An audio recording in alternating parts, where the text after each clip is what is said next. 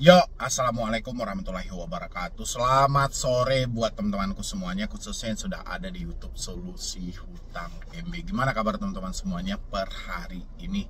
Ya, mudah-mudahan selalu sehat dan tidak ada yang kurang satupun. Oke.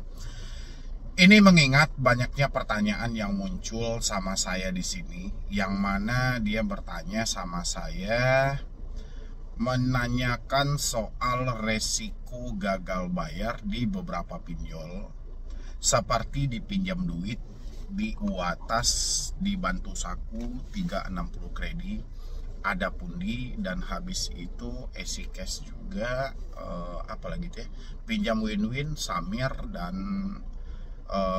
pokoknya beberapa pinjol lainnya. Yang jelas kalau soal aku laku Kredivo dan Shopee mereka sudah paham lah ya, karena mereka itu lebih percaya bahwasannya aku laku Shopee Kredivo itu masuknya ke BI checking. Dan bagaimana dengan pinjol-pinjol ini? Dan terkadang banyak juga teman-teman yang mendapatkan informasi-informasi sesat. Mana tahu teman-teman ada yang dari TikTok ya, atau dari mendapatkan kabar-kabar dari Google atau di Instagram dan segala macam, yang mana pinjol-pinjol yang saya sebutkan tadi itu adalah pinjol semi legal. Itu yang biasa teman-teman dapat informasinya ya. Oke. Sebelum saya lanjutkan untuk membahas risikonya, saya konfirmasi dulu buat teman-teman semuanya. Pinjol yang saya sampaikan tadi itu tidak ada yang namanya semi ya. Itu adalah pinjol legal, resmi, terverifikasi, terdaftar. Jadi nggak ada bahasa-bahasa semi. Jadi kalaupun Anda menemukan nanti ada orang-orang membahas dengan sebutan bahasa semi legal, Anda tengok orangnya seperti apa ya. Mereka ini mempunyai kepentingan lain apa tidak? Kenapa mereka bisa berasumsi bahwa pinjol ini adalah semi legal? Ya, sementara pinjol itu ada di dalam daftar 97 pinjol yang ada di bawah naungan OJK sekarang. Dari mana mereka menyampaikan hal ini untuk semi legal? Asal teman-teman tahu, bahasa semi legal itu adalah bahasa untuk mengelabui pemikiran kita supaya kita lebih yakin, kita lebih percaya ketika ada orang menyampaikan bahwa pinjol yang saya sampaikan tadi adalah semi legal, supaya Anda lebih yakin untuk menggunakan jasa atau hal-hal yang mereka tawarkan. Salah satunya mengajak Anda untuk meminjol kembali dengan dalih itu aman. Aman dalam kategori mereka ini tidak mempunyai debt collector lapangan, ya pokoknya aman di Galbay dan segala macam. Ini dalih mereka. Tapi ingat buat teman-teman semuanya ya, saya memang tidak akan bisa mengkaper atau melarang Anda sepenuhnya untuk menggunakan jasa-jasa mereka, karena media saya ini masih kecil dan saya belum bisa mengkaper sepenuhnya untuk menyadarkan orang-orang bahwasannya itu dia hanya mencari keuntungan di balik Anda hari ini. Dia sengaja menyampaikan itu semi legal supaya Anda tergiur untuk menggunakan data Anda kembali dan Anda diajak untuk meminjam dengan sistem bagi hasil. Kalau sudah katanya ada sistem bagi hasil dan ada biaya-biaya jasa dan lainnya, itu sudah jelas itu adalah ladang usaha mereka. Jadi teman-teman semuanya nggak usah bertanya lagi. Nanti kalau Anda bertanya, Bang, ini ada yang nawarin saya untuk melunasi hutang saya pakai jasa mereka dan segala macam. Ya sudah, itu demi kepentingan mereka aja. Oke, walaupun mereka dalih dengan kita backup data, kita pakai aplikasi data untuk mengamankan data dan segala macam, ya, itu Anda nggak usah percaya. Yang jelas ending akhirnya adalah pakai datamu, download aplikasi lagi. Itu ending akhirnya. Memakai data kita sendiri, begitu dana cair, hasilnya dibagi dengan mereka. Begitu Anda tersandung dengan masalahnya, merekanya akan kabur, Andanya ditinggal begitu aja. Ya, kalaupun Anda nyinyirin mereka, Anda bertanya setiap hari, Anda akan diblokir. Ya, itu paling banyak korbannya ada di TikTok. Jadi balik ke kesadaran Anda aja. Kalau Anda menemukan bahasa-bahasa seperti itu, ada orang misalnya Anda lihat sedang live atau sedang membuat video tapi menyebutkan pinjol legal dengan dalih semi legal, berarti mereka mempunyai kepentingan lain untuk mengajak diri Anda, ayo kita pinjam lagi sebanyak-banyaknya dengan sistem bagi hasil. Menandakan bahwa data mereka tidak bisa lagi dipakai ke pinjol, dipakailah data Anda. Jadi Anda ini dimanfaatkan datanya.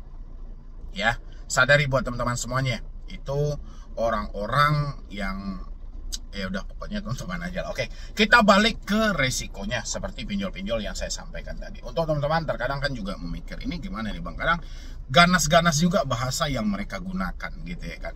Tapi di balik keganasan mereka itu buat teman-teman semuanya, mereka sengeri-ngerinya dalam mengancam, menakut-nakuti Anda, mencaci maki dan menghina. Pinjol-pinjol yang saya sampaikan tadi tidak pernah menyebutkan nama aplikasi.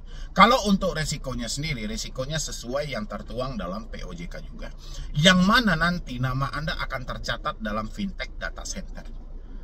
Ya, nama Anda akan masuk dalam FDC ataupun pusat data fintech lending. Nama Anda akan tercatat di sana. Jadi teman-teman, nggak usah terlalu takut berlebihan, Bang. Tiba-tiba nanti mereka datang ke rumah dan segala macam, dan tiba-tiba nanti mereka menarik aset-aset yang ada. Kata tiba-tiba, kata apabila, kata bagaimana, kata seandainya, ini harus dibuang dulu. Ya, kalau teman-teman ingin bebas dari jeratan pinjaman online, jangan pakai drama apapun. Jangan pakai kata apabila, kata seandainya, jangan pernah pakai. Yang kita cari hari ini adalah faktanya. Fakta galbay pinjol itu mengantarkan diri Anda bahwasannya memang kenyataan hidup Anda sudah tidak bisa bayar lagi. Jadi apa yang mau kita sandiwarakan? Toh memang duit di kantong kita sudah nggak ada. Pemasukan kita sudah tidak seimbang lagi untuk melakukan pembayaran di aplikasi mereka. Mau tidak mau, ya mau tidak mau, kita akan berada di titik di mana kita akan menyerah. Ya, jadi kalau kita sibukkan diri kita dengan memikirkan apakah aset akan ditarik, apakah mereka akan datang bawa polisi, apakah kita akan diproses ke jalur hukum, ini semua nggak ada teman-teman semuanya. Ya, tinggal Anda hari ini adalah bagaimana PR-nya Anda berdamai dengan diri Anda sendiri. Karena sejauh ini yang saya lihat, orang-orang yang mengalami telat bayar di beberapa pinjol legal yang saya sampaikan, itu tidak bisa berdamai dengan diri dia sendiri. Dia menyibukkan diri untuk mencari kata aman atau tidak. Aman atau tidak ini adalah yang dia tanyakan. Di balik kata aman ini ternyata tersemat di sana, ada DC yang datang ke rumah atau tidak. Saya pengen buat teman-teman semuanya, untuk menghilangkan kata aman di dalam hidup Anda ini, saya minta buat Anda cari waktu-waktu yang paling tepat. Ya, coba Anda minta supportan secara internal dari keluarga-keluarga terdekat Anda, seperti orang tua, seperti suami, atau seperti istri. Biasanya kata-kata aman munculnya karena kita mencoba memendam sendiri.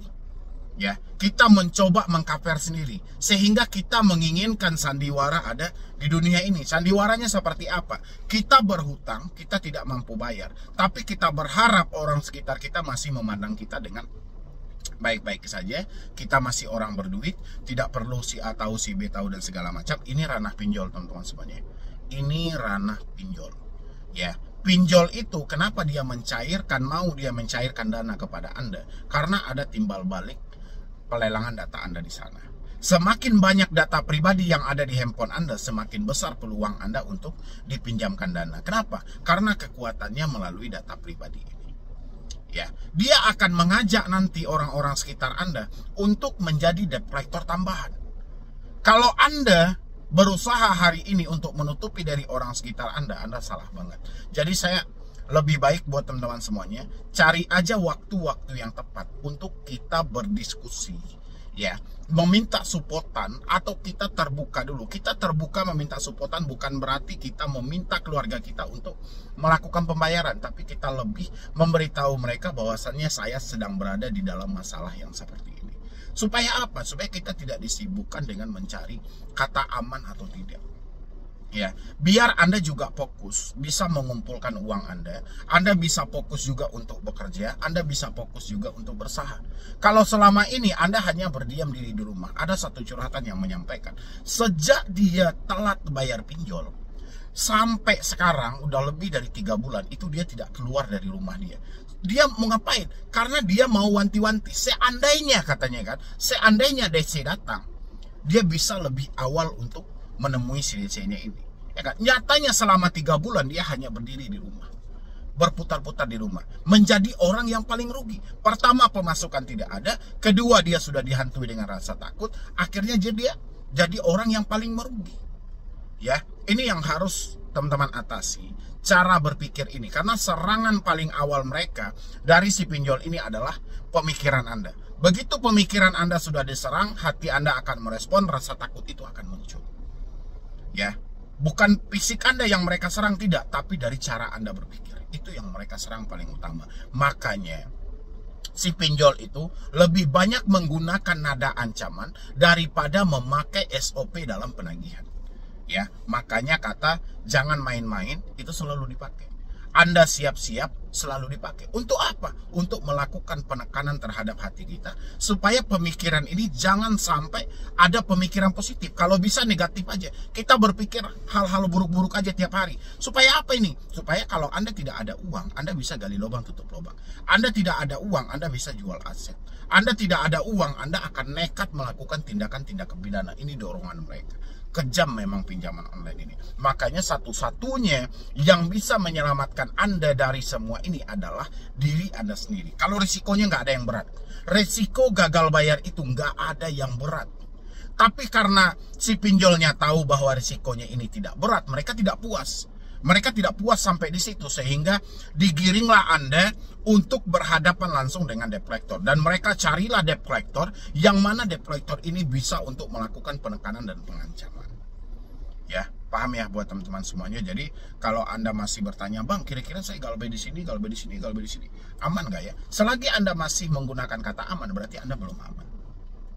Oke, tapi kalau Anda sudah bisa berdamai dengan pemikiran Anda yakin dan sadar dengan diri Anda saat ini, oke, saya sudah tidak ada uang.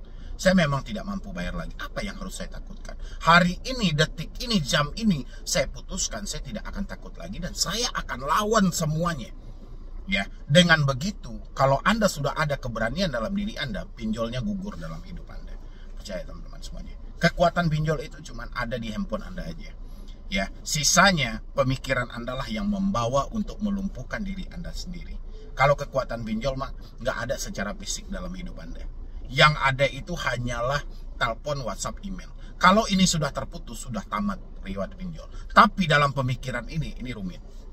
Ya, dan pemikiran yang rumit inilah yang harus Anda rubah dengan pemikiran yang positif. Anda tetap bekerja, Anda tetap berusaha, jangan terlalu memikirkan hal-hal yang buruk-buruk. Pokoknya galbay pinjol resikonya tidak ada yang berat kecuali fintech data center. Apa efeknya Bang kalau kita masuk ke dalam FDC? Kemungkinan Anda meminjol di pinjam lainnya itu tidak akan cair. Ya, itu aja efeknya kalau dari FDC dan Pusdapil. Si pinjol tidak terima dengan hal ini. Kalau misalnya masuk ke Slik gimana Bang? Kalau masuk ke Slik, kemungkinan Anda akan kesulitan mengajukan pinjaman di semua perbankan yang ada di Indonesia. Ya itu aja gitu loh.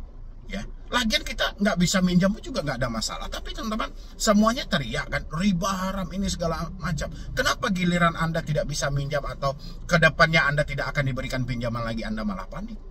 Ya, harusnya bersyukur dong kalau memang iya Anda mempercayai riba itu haram, riba itu membebankan kita, riba itu menghancurkan hidup kita. Ya sudah, giliran nama Anda cacat, ya Anda bersyukurlah berarti. Jadi tidak ada lagi peluang Anda terjebak dalam dunia riba. Tidak ada lagi peluang Anda akan dikejar dengan tagihan. Ya, buat teman-teman semuanya, pokoknya Anda yang saya sampaikan tadi, terjebak di pinjol-pinjol, ya, yang saya ucapkan di awal, itu Anda tidak usah terlalu khawatir. Ya, nggak usah Anda pikirkan soal FC, nggak usah Anda pikirkan soal DC, nggak usah Anda pikirkan soal sebar data. Kalau Anda menemukan ada hal-hal yang dilanggar oleh pinjol-pinjol itu, kan pinjol itu legal tuh. Anda simpan buktinya dan yakinkan diri Anda bahwa Anda tidak akan bayar lagi 1.000 perak. Ya, kayak gitu aja gitu loh. Daripada Anda sibuk melalang buana, masuk ke sini, akhirnya Anda masuk ke dalam ranah penipuan nanti. Tergiur jasa hapus data, tergiur backup data, tergiur dengan jual beli surat kuasa, kan ngeri gitu. Jadi yang seharusnya kita bebas dari pengeluaran yang besar, akhirnya malah masuk lagi dan keluar duit lagi gitu loh.